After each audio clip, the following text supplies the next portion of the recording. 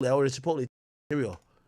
What drill rapping was, but I called my son. He sent me some videos, and it is alarming. At one time, the Bronx was a thriving community. That started to change. We are rolling on this guy. Just pissing on my son, Goon Ward. You did somebody who died. His name was Rara. Yeah. Before he died, 2 days before he died, he said, "I'm gonna kill you when I see you." Look how that worked. These individuals want to get credit for the harm that they're doing. The gangs are accused of operating out of public housing and often stalk their enemies in broad daylight. Why y'all running out of Delhi? Why you running? Why y'all running? We are allowing music, displaying of guns, violence. We're allowing it to stay on these sites. Hi, what is up, everybody? We're gonna talk about New York drill. Probably one of the wildest scenes in rap, period. 7 years ago, there was a huge explosion with Brooklyn drill. Then the feds started doing gang sweeps, taking everybody down one by one. It got so crazy, you got shootings happening in Times Square involving established rappers. This week's gunfire in Times Square, police have made an arrest. 20-year-old Kumina Elijah of Brooklyn. Since 2017, the NYPD has used facial recognition technology, or FRT, in 22,000 cases. Because there's so many cameras in New York, the internet gets their hands on the footage of their favorite rappers involved in shootouts and moving traffic, stabbings, beatings near delis. I mean, some of the songs that were going viral. Every other line was someone smoking on someone's dead ops. Crews would boast about those same crimes and put them in music videos like they were Easter eggs. You had the city's mayor, Eric Adams, coming out in a press conference wanting to ban drill music, even expanding and investing into different departments that tracks everybody's pages online. Much of that work is done here at the NYPD's Real-Time Crime Center. They're bragging about what they're doing. Social media has proven to be an invaluable tool. A few years ago, the Bronx took over. Maybe one of the sickest boroughs in the city. The society in the Bronx is horrible. Rappers from the Bronx to stop using the music to encourage shootings. I remember in the 90s, kids were throwing fridges off the roofs of the River Park Tower projects in the Bronx. And now the kids from RPT are getting indicted by the dozens on federal racketeering and gang conspiracy charges. Niggas don't care about me, my heart. Only been 3 months. Niggas really forgot about me already. With the government trying to pin them for everything from murder all the way to animal cruelty. Talking about one of the most infamous drill voices in the scene, D-Thang, who was talking shit to a pigeon on an Instagram live stream with his boys, then shooting it dead for 100 viewers. Your little man's right here. Dawg, wait. We watching drill now. You gonna pick him up? I can't look. See, everything in New York was getting done for clout, followers, and numbers. With shootings spiking from 200 all the way to 500 last year. It's all young kids, aged 13 and 15, maneuvering the back alleys and the looping hills in the Bronx, using scooters to carry out hits in broad day. This gang conducted wolf pack-like searches throughout the investigation. Now, we're getting into all this, but first, check out my song of the day. This is my guy Millie's. Let's go. I'm trying to send someone to urgent before they make me a patient. With the stroller in a hospital hallway pacing. Put it on my... I think so. Wow. The music in the Bronx is super high energy, sometimes too high. Like these kids got ADD or something. The Bronx has the biggest dropout rate in all of New York, and it's becoming a problem. You got kids going to school in rival territories, with different campuses getting metal detectors in them to squash gang shootings. Jelly! OIK, you heard? What? This, of course, is the rapper Shaik, with 100 million views on YouTube in 2 years of rapping, coming out of the Cortlandt projects in the South Bronx, aka home of extortion. In 2009, the Cortlandt Homes was subject to a police sweeping called Operation Bad Apple, which took down 52 people for racketeering and gang conspiracy. The NYPD even went on to build a police building right across the street from the projects called PSA 7, even though a precinct and a Bronx borough court are literally a few blocks away. Cortland's home to popular rappers like B-Love and Shaik. Shah, who's known for having a deep-ass voice that doesn't really match his face, went to the rival school in Mott Haven campus, just 9 minutes away from his hood, where he would bug out towards any kid that repped the rival gang, the YGs. He was making posts talking about YG killer, even hopping on Instagram lives at 12 years old saying directly to a YG kid named Wuladi that he was gonna spare him. What's up, Via Wuladi? Yo, he said what's up, Via Wuladi? I know, I'm not gonna jump you, I'm gonna jump nuts. 5 years later, Wuladi would get murdered. See, the Young Gunners, or the YGs, is an infamous Bronx-made gang which started in 2003 in the Mahaven houses and the Patterson houses, just 10 minutes away from Cortland. Two detention centers in the Bronx, Horizons and Crossroads, are breeding grounds for gang recruitment, and the YGs were formed to combat the overwhelming numbers of Bloods in adult jails like Rikers Island.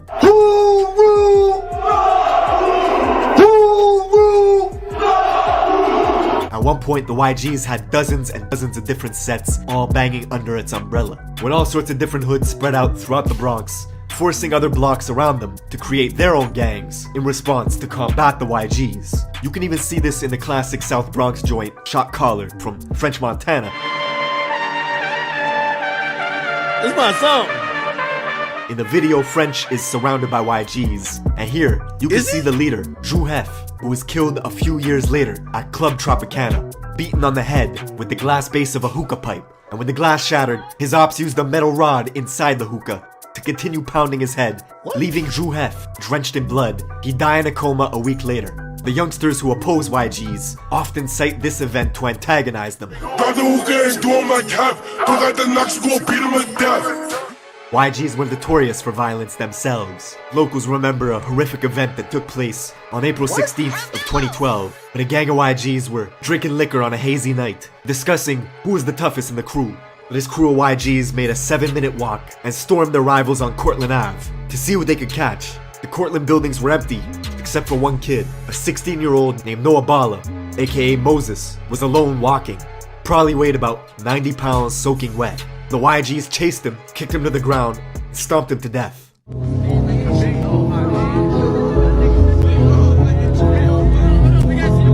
Kids from the Cortland projects hold Noah's name in high regard.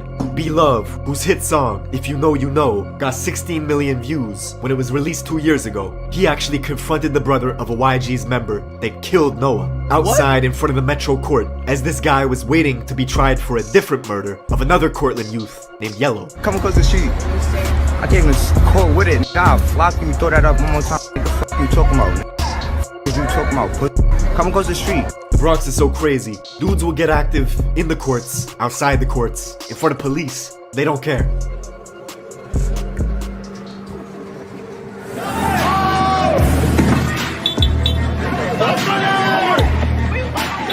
Come here, shot. I'm calling the court tonight. Now, Noah's death is brought up in dozens of drill songs, all to disrespect him and the Cortland projects. Notorious YG rapper D-Thang out of the River Park Towers, a YG stronghold in the West Bronx, made the song Wedgie Man This, Wedgie Man That. In it, D-Thang has a cold-blooded line talking about the beating of Noah. Just watch how we spin like a fidget. If we catch a hop, we going like that midget. So Jelly fall back, I'ma clip him. That song is riddled with disses. The title itself sounds funny. Wedgie Man This, Wedgie Man That. It's a direct shot at Shy EK, the rapper from Cortland, who was caught on camera getting a wedgie. Drag him! Yo! Do you like my new song? Wait, Shy Kid got a wedgie? So I thought Shy Kid killed like 10 niggas. He ain't get no fucking wedgie.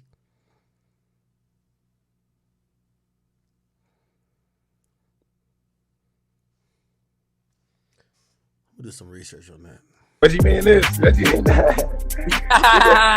Now, D-Thang's home, RPT, the River Park Towers, alias the Death Towers, encompasses two 44-floor buildings and two 38-story buildings standing over the Harlem River. 8 years ago, the feds took down 20 of their top guys, wiping out the leaders, hiring security guards, and installing cameras to stop people from dealing drugs right outside. Then, the kids took over. One way in, one way out. So this is my brother for life, forever. They continued drug dealing, robbing. The feds were actually finding illegal weapons in the music videos, then tying them to shootings. You got shot, is that true?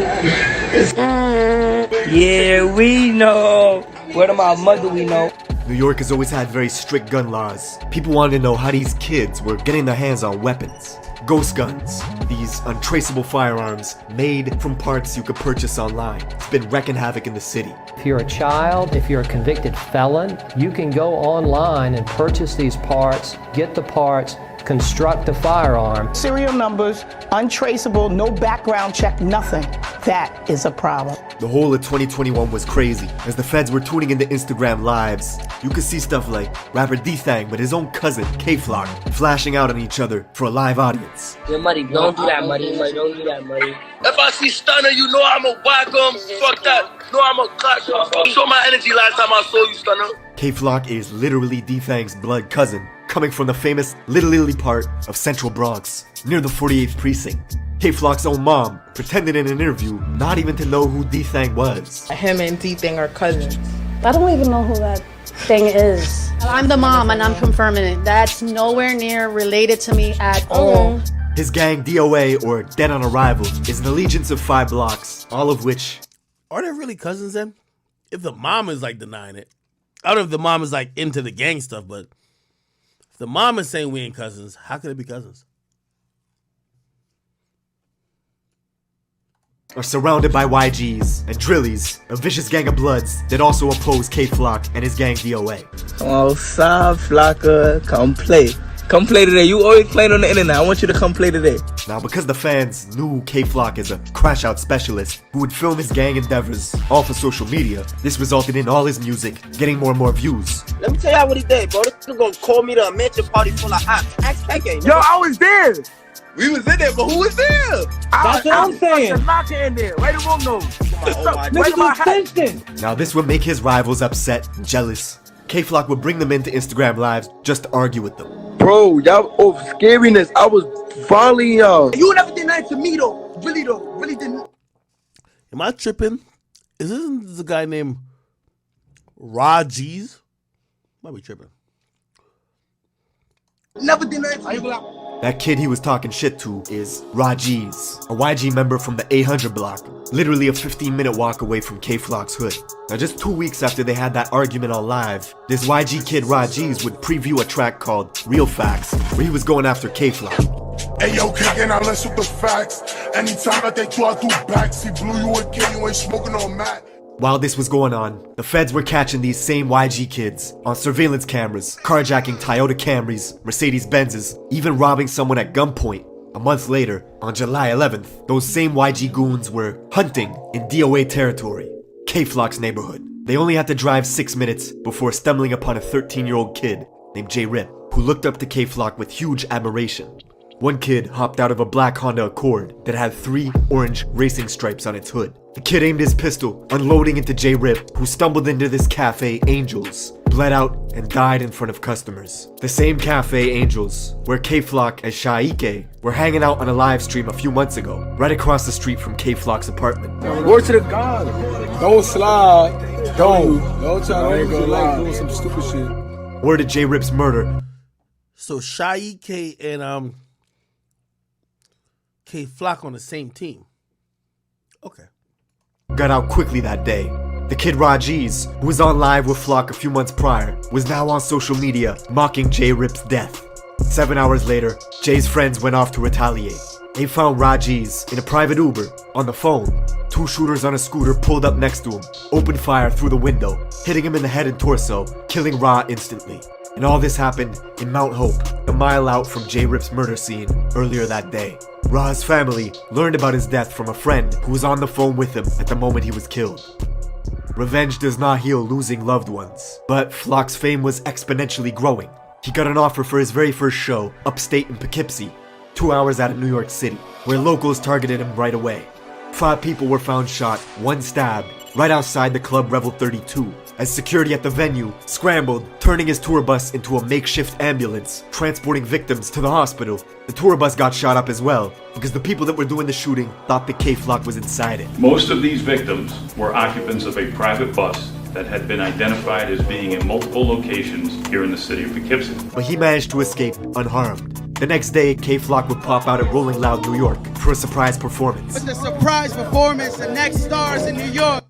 That nigga used to work at No Jumper. Name was Hakeem. I think he was our generation now. K-Flock and B-Love. But he got into a brawl with another Bronx artist as their entourages clashed, thus banning Flock from the festival for life. But all this beefing just boosted his profile. That same night, he would drop the song Being Honest with G Herbo, which now has 25 million views on YouTube. It was like K-Flock was on top of the world, but he was still doing drills. 6 days later, he was in a rental car with his boys, driving to his cousin D-Thang's building, the River Park Towers, spotting an op, shooting them. This is what I never got about this situation. If K-Flock ever saw, say he was going to go find somebody else, and he saw a D-Thang in the streets, would he hurt his own cousin or he was talking shit? I don't think he was trying to kill his own cousin, right? On the Roberto Clemente Bridge. You'd think it would stop there, but no. The next week, undercovers pull K-Flock over in Yonkers, finding a gun in his sock, which if you know New York laws, carries a 3 to 5 year sentence. The very next day, he was bragging about buying a new gun. You're thinking this might stop, and it will. Getting close to Christmas, on December 16th, 2021, K-Flock walked past the barbershop in Harlem, early in the morning. Had a standoff with this man, pulled a pistol out, and shot him dead. The rapper in the city with the most buzz, caught on surveillance video, wearing designer clothing from head to toe, shooting a rival. And the shoes he's wearing in surveillance video that day are the same unreleased Jordans he was showing off for social media just a few days before. The craziest part is the guy Flock's booked for killing comes from a set in Harlem that have the same enemies that K-Flock has. Geographically, they have the same rivals. They both beef with YGs and Drillies. Flock began beefing with this set in Harlem called the OIs because one of their rappers, E-Dot Baby, was seen at a party smoking on Instagram Live with some YGs. Yo, this shit, why do this shit got 300 views? So Flock... I know that, I heard of E-Dot Baby. Not Flocko. K-Flock mentioned him. Said, E-Dot Baby, he ain't on nothing. Who's E-Dot Baby? What do you do? Showing off for social media just a few days before. The craziest part is the guy Flock's booked for killing comes from a set in Harlem that have the same enemies that K-Flock has. Geographically, they have the same rivals. They both beef with YGs and Drillies. Flock began beefing with this set in Harlem called the OIs because one of their rappers, E-Dot Baby, was seen at a party smoking on Instagram Live with some YGs. Yo, this shit, why do this shit got 300 views? So Flock turned on them, gathered his posse, and made one of the coldest Bronx drill songs yet, called Brotherly Love, riddled with disses towards this Harlem set, the OIs. I catch a funny gon' knock off his hoe. Niggas talking fuck he wanna do.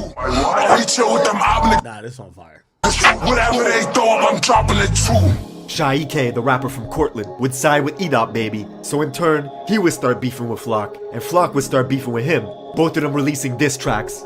Wait, Shy EK and K-Flock, I thought they were on the same team. How you beef with your own teammate? What the fuck going on? All brotherly love, riddled with disses towards this Harlem set, the OIs. I catch a funny gon' knock off his hoe. Niggas talking fuck he wanna do. He chill with them niggas. Whatever they throw up, I'm dropping it too. Shy EK, the rapper from Cortland, would side with E-Dot Baby, so in turn, he would start beefing with Flock. So this guy said G-O-M-D already. What does that mean? What the fuck does this mean? Go MD already? What does this mean? Somebody tell me what this means. Oh, get off my dick. Oh, shit.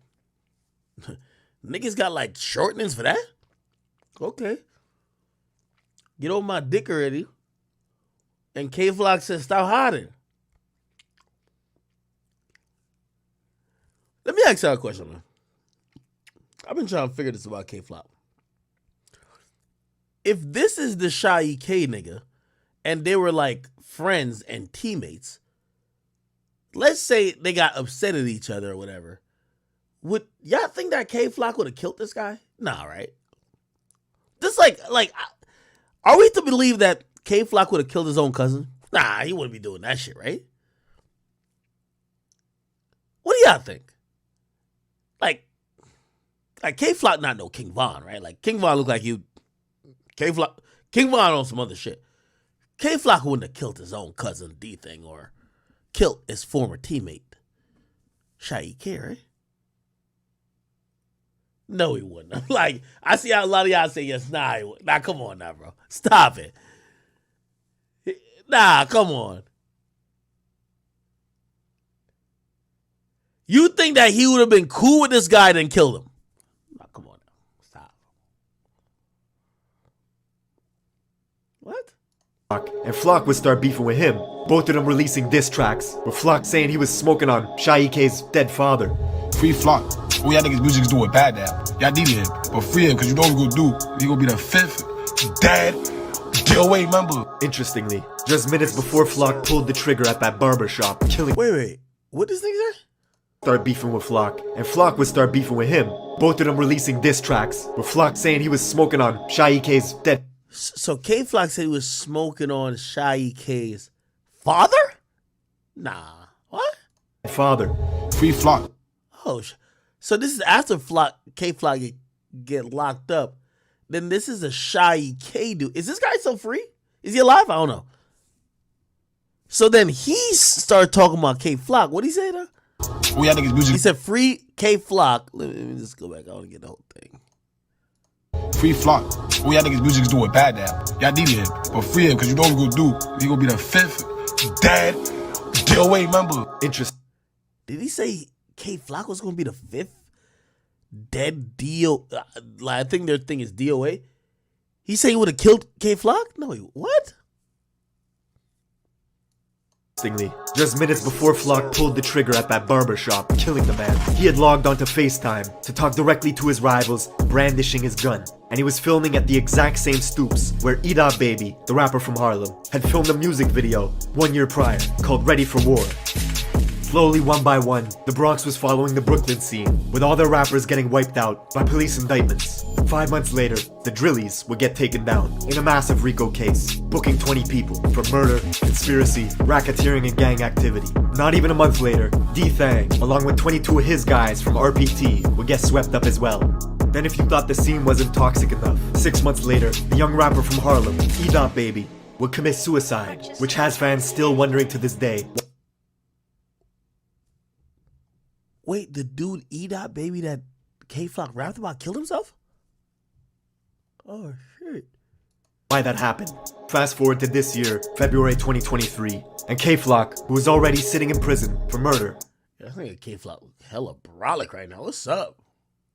Would be one of 7 DOA members named in a federal indictment spanning from 2017 all the way to 2023. This is the New York drill scene in a nutshell. Every few years, a scene pops off from one of the boroughs, rappers make a huge wave, and then it all comes crashing down. That's it for this video. Thank you for watching, and I will see you in the next one.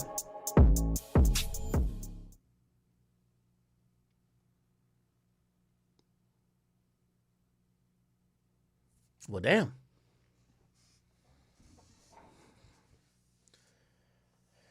Well, alrighty then.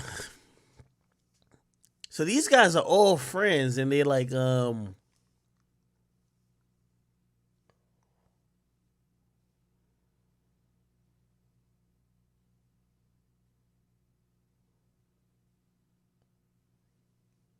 right. Well, I guess. All right. Anyway, I like K-Flock. I hope he gets out. Not sure if he'll ever get out. But actually, he'll probably get out. You know, look like Troy Ave or Tax Stone is gonna get Tax Stone's gonna get like 15 to 20 years, right? I think K-Flock could probably get the same. You know what I mean? Now, here's the thing for K-Flock, which is the lucky part. Will he have a music career? Possibly not, right? If K-Flock get out 15 years from now, nobody want to hear music from him. That's just facts. But will he have a chance at regular life? He's like 20 now. If he gets out in 15 years, he's 35. Yes, you still have the rest of your life in front of you. So we will see. Wow, that's fucking kind of crazy.